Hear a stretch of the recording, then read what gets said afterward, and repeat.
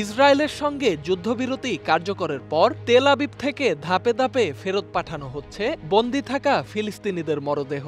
ফেরত আসা মরদেহগুলো দেখার পর রীতিমতো আঁতকে উঠছেন স্বজনরা।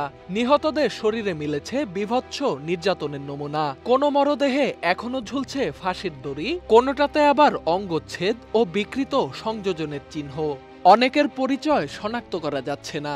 গাজা কর্তৃপক্ষের অভিযোগ, ফেরত পাঠানোর আগে বহু ফিলিস্তিনিকে নির্যাতনের পর হত্যা করা হয়েছে। যুদ্ধবিরতির অংশ হিসেবে গত সোমবার থেকে ৩ ধাপে গাজায় পৌঁছেছে মোট ১২০টি মরদেহ।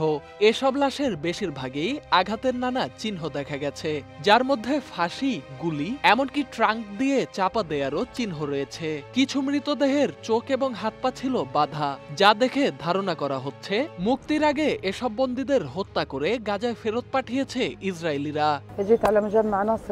আমি আমার স্বামীর মৃতদেহ নিতে এসেছিলাম, কিন্তু লাশগুলোর যে অবস্থা তাতে কাউকে চেনার উপায় নেই। কাউকে এরকম ভাবে নির্যাতন করা যেতে পারে দেখে বিশ্বাস হয় না।